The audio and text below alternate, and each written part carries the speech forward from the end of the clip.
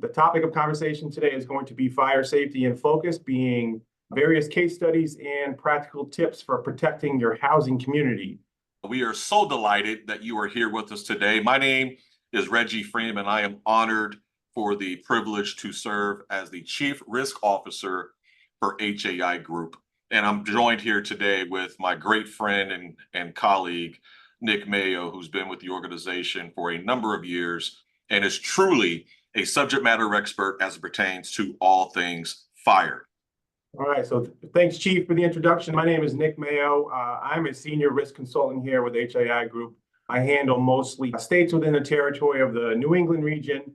I am a career firefighter for the city of Middletown in Middletown, Connecticut. So to kick us off, we will be discussing Fire Prevention Week 2024. We will discuss the key areas of focus and what you need to know at the start of this Fire Prevention Week. A discussion about top fire losses in multifamily housing, different case studies on fire incidents that we have experienced for HAI, practical lessons and prevention strategies, basically some recommendations that we have post-fire loss will also be part of the discussion. And to round things out will be a discussion on proactive fire emergency planning, preparing for worst case scenario in housing, how to deal with a fire loss, what to do post-fire loss, how to put the pieces back together. So Fire Prevention Week, it's typically the first week in October. It is sponsored by the NFPA, being the National Fire Protection Association. Every year it has a different topic. This year's topic and theme is smoke alarms, make them work for you. The goal of Fire Prevention Week is to raise awareness about the importance of having functional smoke alarms in every residence. And so what you'll hear firefighters say quite frequently is only working smoke alarms save lives. And that's a true statement. It's one thing to have a smoke alarm in your home. It's another to ensure that smoke alarm is working. So that means that you have to test your smoke alarm at the minimum on a monthly basis. Make sure that your smoke alarm is properly placed outside of all living areas, inside bedrooms. And if you can, and certain states have laws on this, California being one of them, in California, you can only buy, and they only sell 10-year lithium battery smoke alarms. So if you can buy that type of smoke alarm, please do. Make sure it's also UL listed and tested. That ensures the highest level of safety for you and your family. And the 10-year lithium smoke alarms are great because you don't have to worry about changing the battery. You just have to check it once a month to make sure it works. So install, test, and replace. That is what you should be doing with your smoke alarms. And in concert with this year's theme, make them work for you. Because again, only working smoke alarms save lives. The entire intention of Fire Prevention Week is to enlighten and educate. So in our particular case, that is us giving you the tools that you need to be able to share with your residents. Educating your residents is critically important. There's different ways you can go about doing that. You could make it to where they have pamphlets, or you leave door hangers on their doors, or you can make it fun and interactive and give out different prizes and incentives for them to come to your webinar or educational session talking about fire prevention and fire safety. Another message that's relevant to you is obviously educating you and your fellow colleagues at housing authorities and affordable housing corporations. You are the gatekeepers. You have a fire department, whether it be a career professional fire department or a volunteer fire department, but safety starts with us. And then, of course, that is transferred over to the residents. But safety starts with us as staff. And so it's incumbent upon us to ensure that we're doing the inspections and the checks that we should be doing, whatever their frequency is, whether it be a weekly, monthly, quarterly inspections or checks. Those are documented and proper follow-up occurs with our residents. So the more information that you have as staff, the safer your community and the safer your buildings are going to be. And then last but not least, you can't have fire prevention without being as proactive as possible. There's so many times, Nick, we've seen, whether it be smaller entities or especially our larger high-rise buildings that are under the purview of housing authorities or other affordable housing corporations. The difference between minimal loss and maximum loss was the entity being proactive. Mhm. And that proactiveness, that includes, as I mentioned just a moment ago, the proper maintenance inspections, preventive maintenance schedule, making sure that you're using individuals that are licensed and insured, but taking those proactive steps, getting in front of problems before they become a crisis is critically important. Especially in the fire service, we try to learn as much as we can from fires that happen either in our community or across the country. So it's no different than in housing, especially if you attend a collaborative session or a training event and other housing authorities are present. It definitely is a good topic of discussion where if someone did have a fire loss, what happened? What did you do? How did you respond? What worked? What didn't? If we're not learning from every loss or accident that happens on site, we're not doing our job in being effective, especially in the risk management world. Absolutely. And Nick, as you transition to the next slide, we do have our first question. Dave Trembrelli, he asks, are lithium batteries safe in smoke alarms? To answer your question, David, yes, for the most part, with a few exceptions, these batteries are very safe and you don't have much to worry about as it pertains to them being in the smoke alarms. Yeah, and it actually, that will piggyback right on the slide that's up right now. So when it comes to installing smoke alarms, we read the literature, we read the code, and we talk about how installing smoke alarms in every bedroom, along with outside each separate sleeping area and each level of the home. When it comes to the geographical layout of a room, there's parameters in where and how to install a smoke detector, whether it be on a wall or a ceiling. We always want to make sure when we install smoke detectors, they're going to be away from windows, vents, and drafty areas within the space. Hardwired smoke detectors should have battery backups. A lot of the newer detectors today are coming sealed with that 10-year battery. If you are an agency that is purchasing new smoke detectors, definitely check in with your authority having jurisdiction, being your fire prevention office or your fire marshal's office, to see what they would recommend upon purchase of your new smoke detectors. Check back in with that manufacturer, make sure that your information is gathered and collected by them. That way, if there is a recall or if there is a safety message, you're being made aware, because that's important, especially with the newer technology these days. And it's not just with smoke detectors, it's with everything. There may be a recall or there may be an issue. Make sure your information is stored on file. Whatever the recommendation is from the manufacturer, that's how you would install your smoke alarm.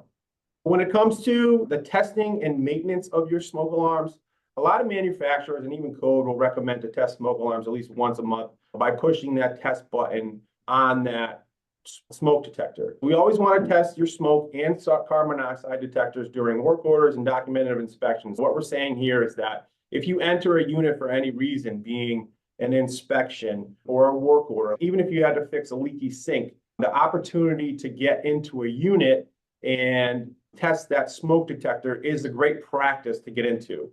Now, if you do test that smoke detector within a unit, we want to make sure that's a documented test. So the second you push that button, the second that the smoke detector is in proper working order, or we need to issue an emergency work order to replace or fix it, we want to make sure that it is documented and that we do keep adequate records of that test. And we're going to talk about it in one of the case studies later on when it came to how documentation came into question for working smoke detectors.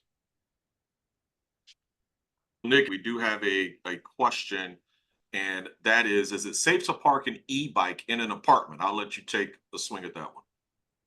All right, so as far as the parking and storage of, let's say, e-bikes or e-scooters or anything with these lithium batteries,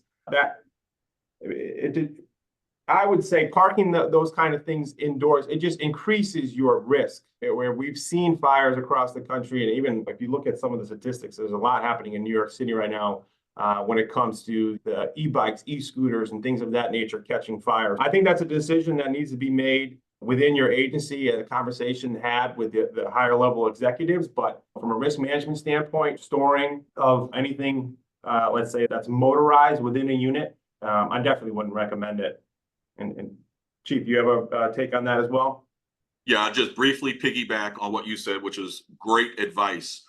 Only thing I'll add to it is I would research yourself on any search engine and just Google e-bike fires or e-scooter fires in apartments and homes, and you'll see what you'll discover. And then also, I would consult with your legal representation, your attorneys. Yeah, with that. So when it comes to replacing smoke alarms, so typically what we industry, and I guess what's average and what's common now is that replacing all smoke alarms when they're 10 years old or stop responding when tested. It's key to know all of your testing, but it's also important to set a reminder for when these smoke detectors reach their end of service life.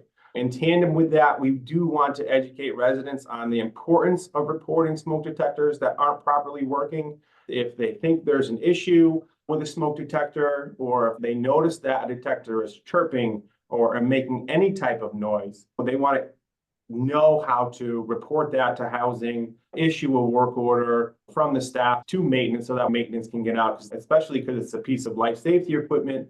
We want to make sure that our employees are getting out there as fast as possible and making sure that whatever defective smoke detector is within that unit is either replaced or even removed from the residence and replaced with a new one. Nick, what I'll add, or we'll share it with all the participants here, but chaos, the acronym chaos in the fire service, chief has arrived on scene. So I say that because fire chiefs don't really offer up too many great ideas, but I'll share something that's been very helpful and successful for me and my teams in the past when we would participate in smoke alarm installations through the community, through alarms that we have been able to obtain through grants, or when we're speaking to public housing authorities or any other entities, and they are going to install the smoke alarms. We recommend that once you install the smoke alarm, it's going to come in, for the most part, two pieces: the base that's actually going to be affixed or screwed into the ceiling, and then the actual smoke alarm that will twist into it. You can write the date of installation of that smoke alarm on either the base or the opposite side of that smoke alarm. And you can simply just write DOI or date of installation and put that on the smoke alarm with the month, the day, and the year. At any point, doesn't matter, especially if you're at a housing authority and you have persons that have transitioned into positions and transition out of positions, and you don't have that log or you can't find that roster from when smoke alarms were installed, you know when it was installed because you simply write it on the inside of the smoke alarm. So that's a tool and a tip that's been very helpful to a lot of different entities in the past. Yeah, and even one thing I know that we do within the city of Middletown Fire Department is we have smoke detectors on every piece of apparatus. If we respond to an emergency and find a faulty smoke detector, we will contact the building owner, we will contact maintenance, but we won't leave that residence without supplying them with a new smoke detector. We would follow up with our fire marshal's office, and the fire marshal's office would go out and ensure that the smoke detector that we gave the resident was installed and is working properly. So that it may be unique to our community, but then again, if you do have questions or if there's a need, reaching out to your local fire department for their fire marshal's office, I'm sure they'll be able to point you in the right direction. Excellent. So rounding out the conversation on smoke alarms, you see some literature online and a lot of questions come our way on what are the different types of smoke alarms. So the two most common types of smoke alarms are ionization and photoelectric. To wake up or assist others, it's recommended to use both types of alarms or a dual sensor ionization photoelectric alarm. Typically, that's what we see a lot now is their dual sensor alarms, because they're multi-purpose alarms that respond different ways, and they'll be responding in tandem with each other.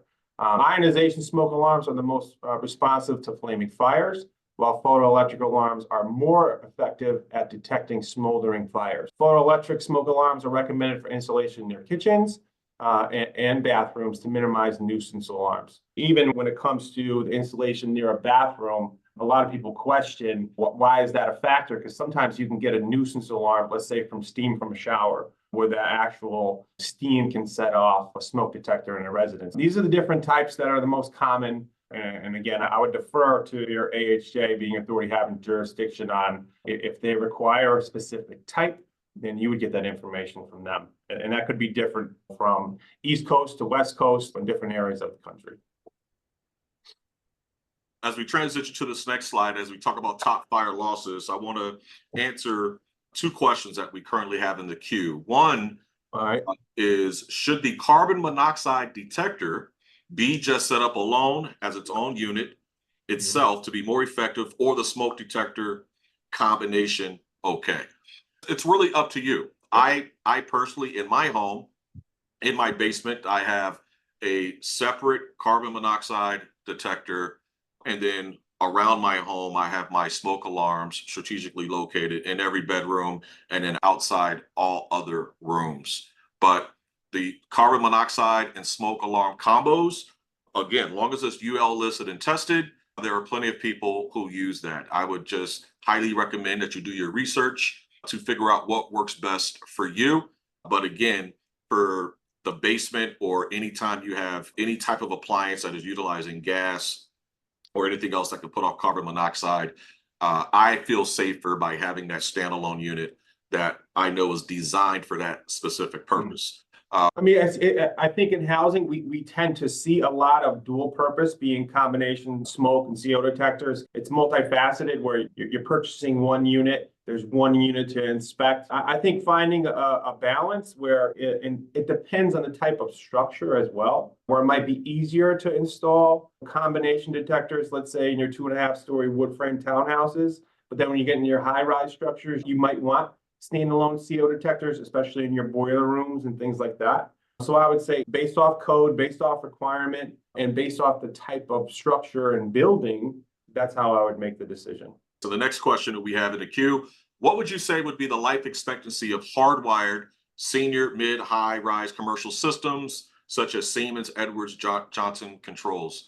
Again, Nick mentioned this earlier, you always go with manufacturer's recommendations.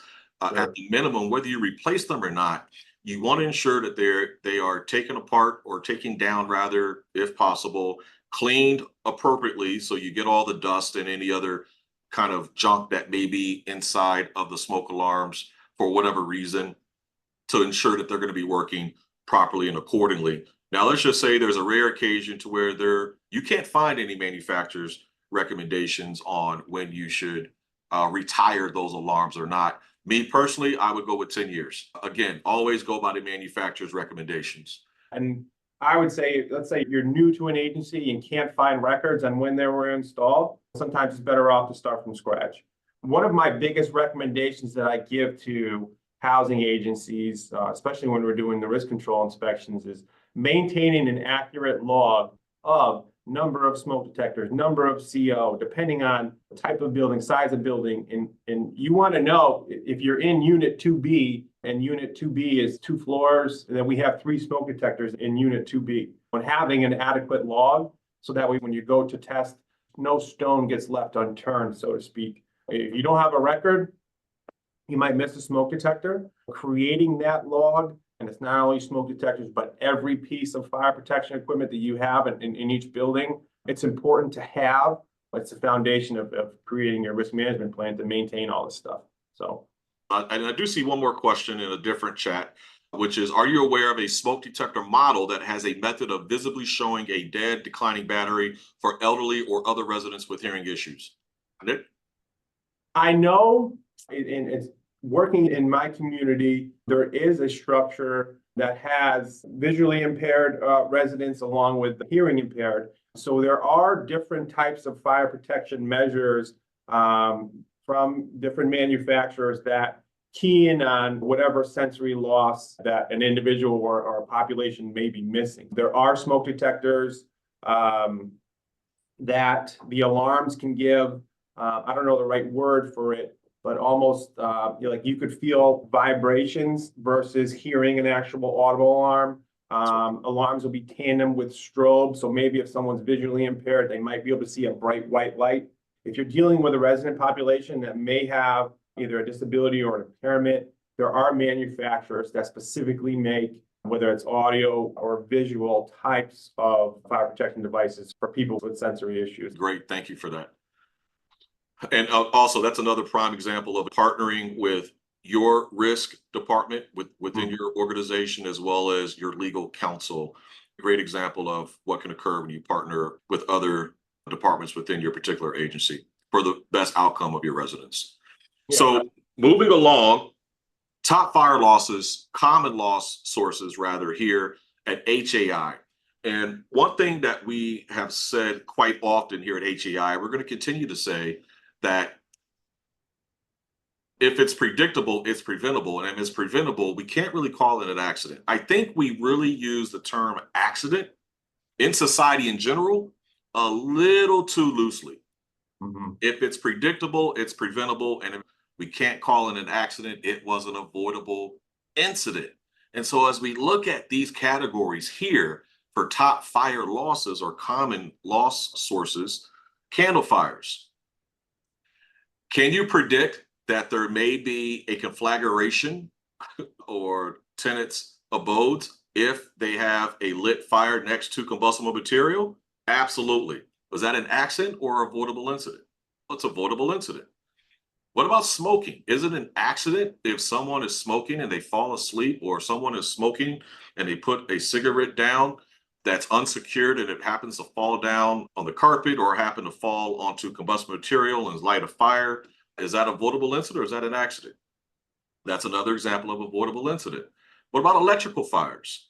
We're getting ready to be in a holiday season, and let's just fast forward to Christmas. So we have a brown extension cord that cannot handle any fluctuations in amps. You already have an outlet expander with 6 different outlets plugged into that one outlet and all kind of different appliances plugged in.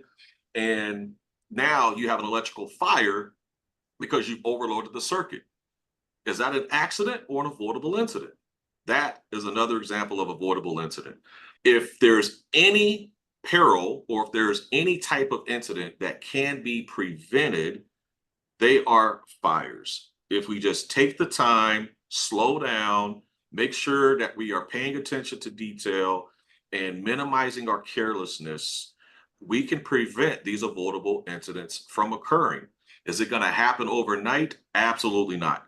It's going to take consistency. It's going to take partnership. It's going to take collaboration with you and your tenants, as well as you with your local fire and emergency services department and emergency management department to provide public education and public education material to your tenants. Yeah, just a few things. The next 2 slides, you're going to see our some frequency and severity model. When we pull the data of our fire losses that we're seeing over the last 5 years, these are our common loss sources. One of the things that we're still seeing is smoking and careless smoking fires, even though housing authorities now are smoke-free.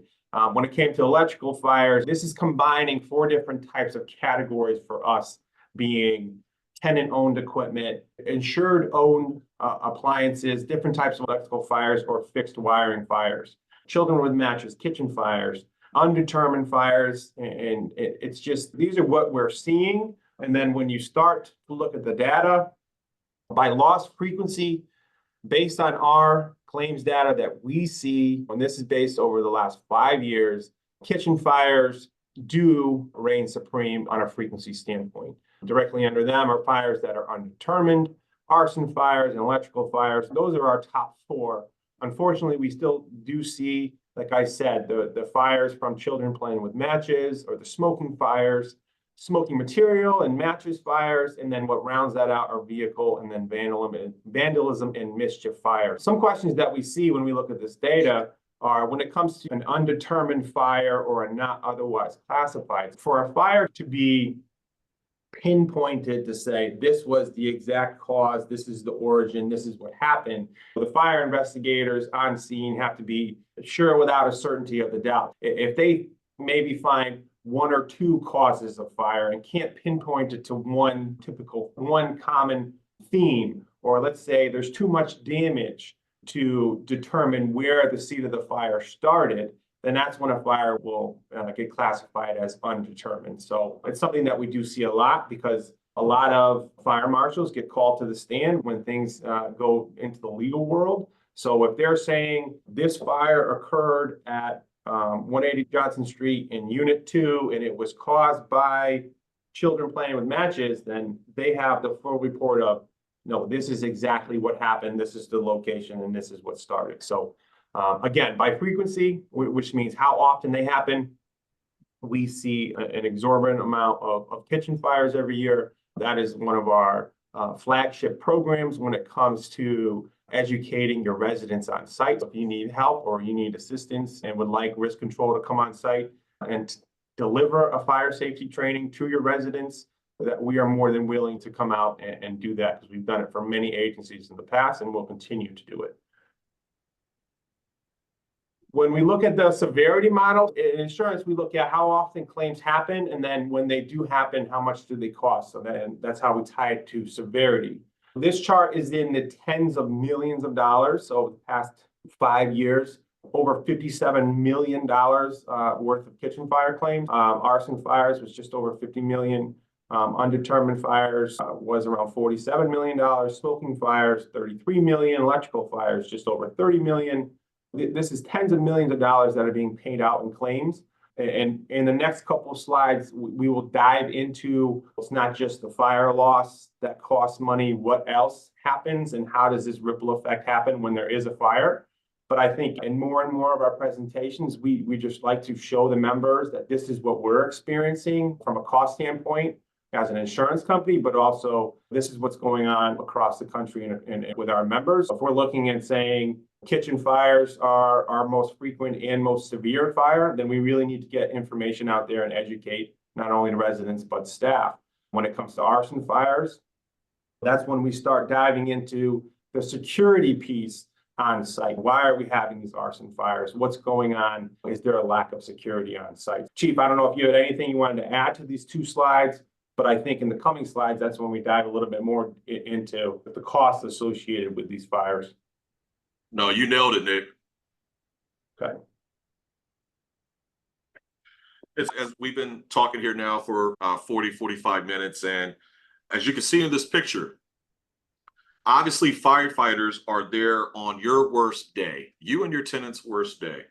And there's 3 priorities for them. That is life safety, to ensure that life is preserved, there is no life loss or the loss of life is minimized. Incident stabilization, to ensure that the action that they take is going to stabilize the incident. And then last but not least, property conservation. And it's that last piece to where my firefighters, sometimes you get a little overzealous. They're very good at what they do. But as you can see, even on the slide here, the bottom left-hand slide, the window's gone. Now, firefighters have to ventilate the building.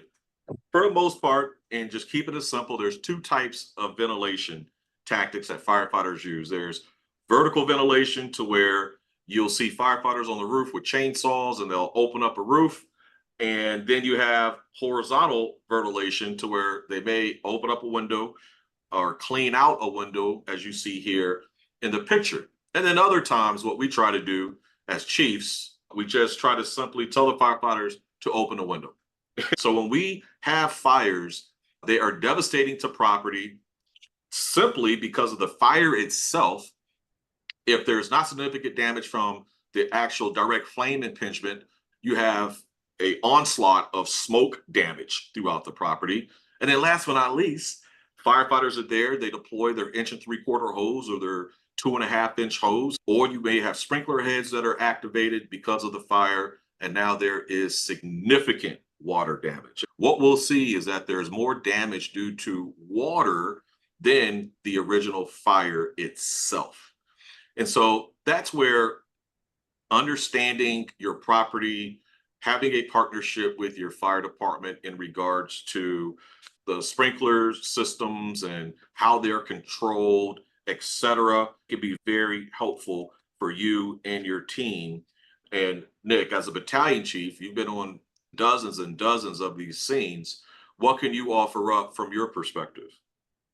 Yeah, and that's why I transitioned right to the next slide, Chief. Is so when it comes to collaborating with your local fire department, reaching out, seeing if you can do some type of walkthrough of the property, especially in my perspective as a battalion chief, I want to get in a structure, walk around with my crews before an emergency happens. If it's something that can be scheduled, if it's something that a fire department does offer, invite them to do a walkthrough. make sure when they do the walkthrough, know the locations of fire protection equipment, whether it's the fire pump, isolation valve, standpipe cabinets, even just as simple as the fire alarm panel.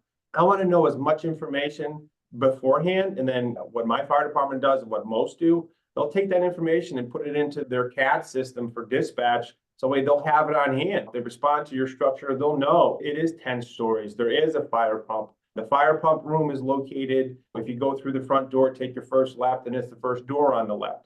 This is where the keys are stored. This is how many residents are in the building. If it's an elderly and disabled population, then a fire department will know. On the second floor, we may need to relocate residents that need assistance walking. Pre-planning a building from a fire department perspective, it's so important. It's something that we do a lot in the fire service. But again, it's just for us to know the layout and conditions that we can see versus when we respond during a fire and we can't really see. Having that relationship, inviting them in, there's a difference between inviting a fire department in for a walkthrough versus having them to come do a code inspection. So I think each conversation is a little different there. Absolutely. And we have some meat and potatoes to get to, which is the case studies, which we really want to spend some quality time on. So we're gonna slide through these next two slides here fairly quickly. So looking at top fire losses, some industry best practices or some things that you can do, you and your team can do to prevent these avoidable incidents from occurring in the first place or minimize the impact once something does happen is develop and communicate clear emergency evacuation plans. These emergency evacuation plans preferably should be done in concert with your local fire department and then practice with your tenants. You should be conducting at the very minimal at least one emergency evacuation drill a year. That allows you all to exercise a plan to make sure that it's still relevant, make adjustments where need be, but then more importantly, your tenants and residents know exactly what to do, and your fire department knows exactly where everyone is going to be because they're on scene with you as you conduct this drill. Also ensure that you have accessible and unobstructed means of egress. From a fire and emergency services standpoint, means of egress is the way that you get into a building and the way that you get out. That's a fancy way of saying means of egress. Now, there's a three-part segment to the means of egress. Let's just say the front door of your building. You have exit access, exit corridor, and exit discharge. Now, that's if you're inside the building, in the hallway, on the first floor, looking outside, you want to make sure that the exit access is free of any debris. No one, say someone's moving out or there's a couch or a dresser and blocking the door, that's blocking your exit access. And then once you get in between the door on the first floor in the hallway, and then now you're in the quote unquote corridor and you're walking up against the second door, which leads you outside of the building, that is your exit corridor in between those two doors. You want to make sure that is free. And then your exit discharge is for people that come out of the building outside, that there's nothing obstructing them getting outside and getting to a safe place. Make sure that you engage your tenants, provide fire safety education. The best partners you can have to do this with is your local fire department. Trust me, they would love to come out and come to your fire safety day or come out to your community meeting and talk about fire safety. Most fire departments have individuals on the team that are specifically trained for that. That's what they do all day, every single day. That's what your taxpayers are already paying, tax-paying dollars are already covering. So make sure you take advantage of it. And then, of course, last but not least, just collaborating in general with your local fire department, have them come out and do regular inspections. By state statute or local ordinance, they already have an inspection schedule on the books. If they have not come by your particular jurisdiction or address in quite some time, there's nothing wrong with you giving them a call, inviting them out to conduct a fire inspection, and you all could be better together. And anything to add to that, Nick? No, I think you hit the nails on the head. And then obviously, when you collaborate with your local fire department, getting best practices to how to preserve the scene after a fire, how to implement security measures. Obviously, that will be determined by the building and health department. But in tandem with these two talking points, it's having a proactive relationship with a local disaster restoration company, getting someone to come in and board up a building when it's safe to do, have that information on file and have that information as part of your emergency plan. To round out other risk management best practices, especially when it comes to the maintenance side. And these resources we have available online within our fire protection section of our risk management center. How, when, and what to inspect when it comes to regular inspections of fire protection equipment. Know what you have in your building and know when it needs to be maintained. Whether it comes to routine checks and testing of your sprinkler systems, your standpipe systems, making sure they're accessible and operational. All periodic inspections, even when it comes to your fire alarm system, it's written and determined by code. Most are referenced in NFPA 25, which is the maintenance of water-based fire protection systems. Every piece of fire protection equipment within your building should be on a regular inspection schedule according to the manufacturer's specs, along with code enforcement. Knowing what's in your building, because when you have that master list, then that's how you can create the testing and maintenance schedule for those pieces of fire protection equipment. So more maintenance best practices, and we've talked about this throughout the presentation, but when it comes to testing your smoke and CO detectors, we want to test them for the functionality and battery life of those detectors. When it comes to fire pumps, schedule maintenance and your flow tests, inspecting fire doors to ensure that they close and latch properly. Fire doors are made and there for a reason when it comes to the hourly rating that they have. But if they're not closing and latching properly, fire will sneak their way up, under, or around those fire doors. And then something that always ties into fire protection equipment is your emergency generator on site. So if you do have a building with backup power, making sure that generator is run on a weekly basis and maintained on an annual basis. Absolutely. Okay, so there's 3 major fire incidents that we're going to cover here with brief lessons learned from each event, risk management actions for future improvements. But these are fires that we've experienced with some information to back them up. So the first we're going to talk about is a cooking fire that happened in 2023. The classification for the fire was a kitchen or grease fire. The tenant fell asleep while cooking. This is one of our most expensive claims that we've had. It was just over $10 million. It was a 3-story apartment building with no sprinkler system. The resident was cooking and fell asleep. The fire started. There was cookstop canisters that were above the range hood that did deploy. It deployed, put the fire out, but since the resident was asleep and the stove was still on, the fire reignited and caused a major loss. A lot of times we recommend those cookstop devices that deploy the dry chem powders are great to help prevent kitchen fires, but if the resident is unaware that the suppression canister activated and the stove stays on, that's a heat source that's just looking for fuel and oxygen, which obviously are in the kitchen itself. There's a couple code enforcement issues when it came to this fire. And one thing that I found interesting was when they started to do the fire investigation process, the ductwork that went from the range hood was interconnected with the bathroom range hood ductwork. So it was a potential source of travel for the fire. So if you do have venting from your bathroom and your kitchen areas that meet in a common area to vent out the building, new code and new building requirements will have those as separate. And then when things had to get rebuilt with cost of goods, nowadays, it ended up being a $10 million claim, was very expensive for us. The second fire, so we have 3 different types of fires that we're going to talk about. The second one is a multi-million-dollar arson incident. This happened in 2022.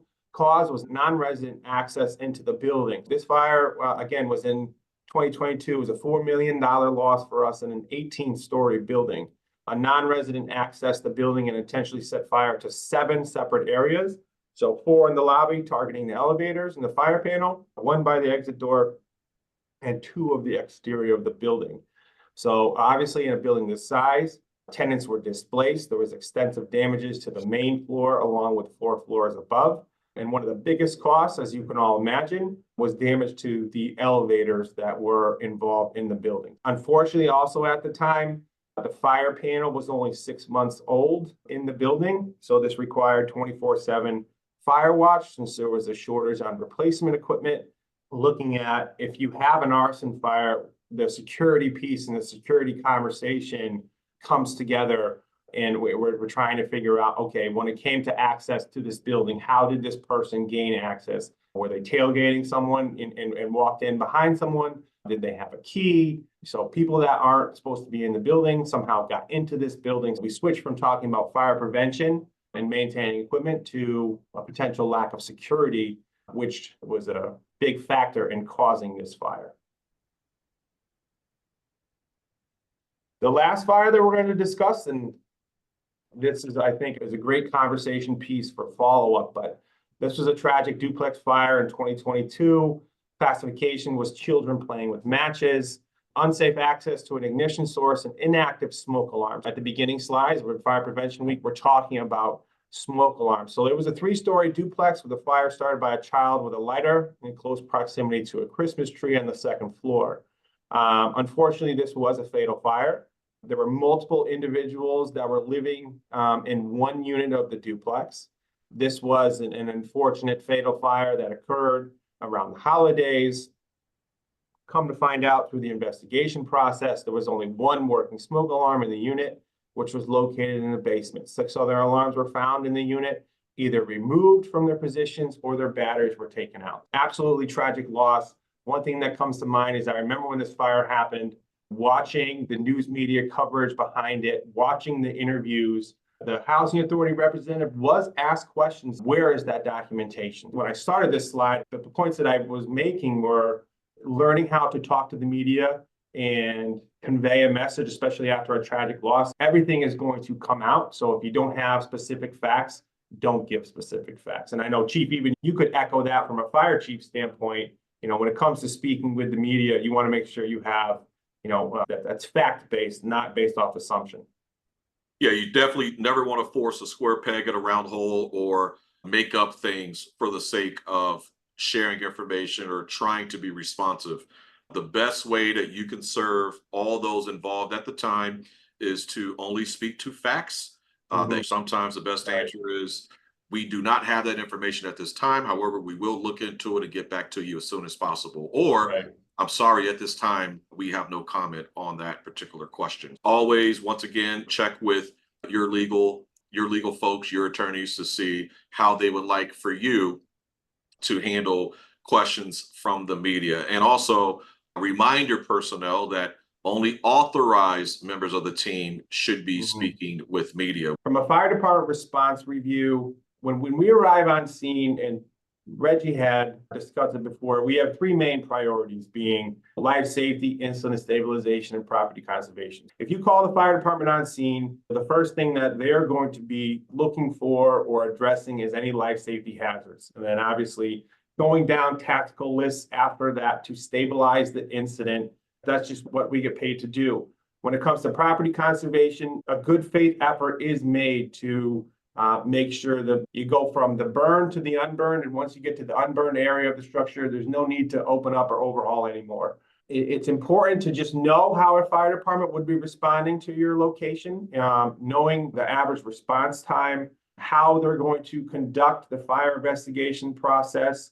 And then when it comes to turning the building back over to you as a building owner, who needs to see the building before tenants are allowed access again, right? So it's not only the initial first responders, then comes the investigation, the building department, the health department. After all those individuals have looked at the property, that's when your disaster restoration partners would come in, because if you do not need to get in that building, I would not expose yourself to those deadly carcinogens that are in the soot and the carbon floating in the air after a structure fire. I always like to discuss, when it comes to proactive fire emergency planning, it is knowing how your fire department is going to respond, types of apparatus that they're going to bring, where they're going to park, where should we relocate our people to. This is all just part of your emergency plans. When it comes to your emergency planning for fires, you want to instruct not only staff, but also residents. So, what to do in case of a fire, you have staff guidelines. What to do in case of a fire, resident instructions. So the resident instructions could be shelter in place or evacuate, and those are going to be based off of the type of structure that they're living in. Having post-fire actions and considerations, whether it's a checklist, a task list, what to do after a fire, it's going to be different from a resident perspective versus a staff perspective. Planning beforehand and being proactive is definitely a best practice versus post-fire looking at a document for the first time. You want to make sure that you have everybody trained and you had a conversation in regards to what to do after a fire. And that's a great segue into the next slide, which is talking about long-term planning for displaced residents and then extra expense coverage. And I'll start with the latter. Our account services team is phenomenal, and they can help you with identifying policies that are going to be helpful for you and your organization. That's all they have left after the fire, and they lost everything. And so now the question is, all right, so how do we ensure that we are taking care of our tenants and making sure that we are getting them with the right organizations and associations to get them the help that they need? One entity that you all are pretty much all familiar with is American Red Cross. They are true angels who every single fire that I have been on as a firefighter or chief, I always saw Red Cross there, and they were there to assist with clothing. They were there to assist with short-term living arrangements, sometimes in partnership with the city. But also, you as a PHA or affordable housing entity, you could be thinking about how you can make that transition or that scenario as good as you could possibly make it for your tenants. So please keep that in mind. And with these devastating fires, they are displaced for quite some time. Sometimes I've seen anywhere between even 12 and 18 months. And with communications, and we talked about this a moment ago, only authorized individuals should be speaking with media. And that is really just to ensure that the right information is conveyed. You're not sending out mixed messages, you're not giving out partial information. Everything is done the way it should be done. And just so for those who didn't know, there are crisis communications support here at HAI. So for our hard and happy policyholders, you can receive up to $15,000 per policy towards this particular service, which we can pay directly to the firm of your choosing, and it's not deductible. Just keep that in mind. In the future, incorporate that into your plan. If you need that type of assistance, reach out to your account executive to discuss additional coverage options as well, if need be. And Nick, we do have, looks like 2 questions. Is there a way to know when a resident has removed a smoke detector or removed the battery? Absolutely. That's found when you do your inspection. So hopefully you're getting into the apartments, hopefully at least once a month, but that's how you can see if they have compromised the smoke alarm or removed the battery. If there are interconnected smoke detectors, a lot of times if they're wired together, if one detector is missing within the system, then it would cause the other detectors to go off. Granted, if it's just a local detector and it's battery operated, it's in one spot, the only way you're going to know is boots on the ground and getting in their unit. But there are different types of systems that can alert you if a smoke detector has been tampered with or there's low batteries and things of that nature. Absolutely. Great point. And then last question we have is any advice or suggestions if there is a fire that occurred and your particular building has asbestos? How do you work with the residents in regards to their contents? We do not insure their contents. So how do you work with them to compassionately try and salvage small things? Is there a liability to us for throwing their contents out without their written permission? Great question, and there's not an easy answer to it. As I mentioned before, it's not uncommon for people to lose absolutely everything and only have the clothes on their back at the time of the fire. Also, as it pertains to salvage, a lot of times firefighters will try to move all the furniture in the room to the center of the room and throw a salvage cover over it to protect it from any water that may be falling from upper floors and protect it from any further smoke damage. So that's the property conservation piece. But to answer your question specifically, if there's known asbestos in the building, what is kept, what is thrown out, again, that's going to be a question for your attorneys that they're going to have to answer for you. And you come up with specific protocol for your jurisdiction. A lot of times the fire department may even say, you cannot go back in for whatever reason, or You cannot go to this area of the building outside or inside because of some type of hazard. So sometimes that choice is made for you by the authority having jurisdiction or the local fire department. And those other instances to where it's a gray area, just check with your lawyers to see what they recommend. Any resources and support that we can offer from HAI, if you log online in our risk management center, there is a dedicated section to fire prevention resources. The Crisis Communication Center has resources, whether it's checklists, whether it's tip sheets, whether it's the blog. All this stuff is available online through our website. If you need a resource, please reach out to your risk control consultant, because we can always direct you either to the risk management center or to resources that we have. And then obviously, if you need fire safety training for your agency, whether it's virtual, whether it's on-site, whether it's for your staff or for your residents, ask us for help. We're more than happy to come on site and provide that training and increase awareness for fire prevention within your property. Reggie and I just want to thank everybody so much for your time today. Thank you also very much for participating. Nick, as always, it's a pleasure. Remember, smoke alarms only save lives if they are working. Make sure you test your smoke alarms at home and at your business. Take care. Thank you very much, everybody.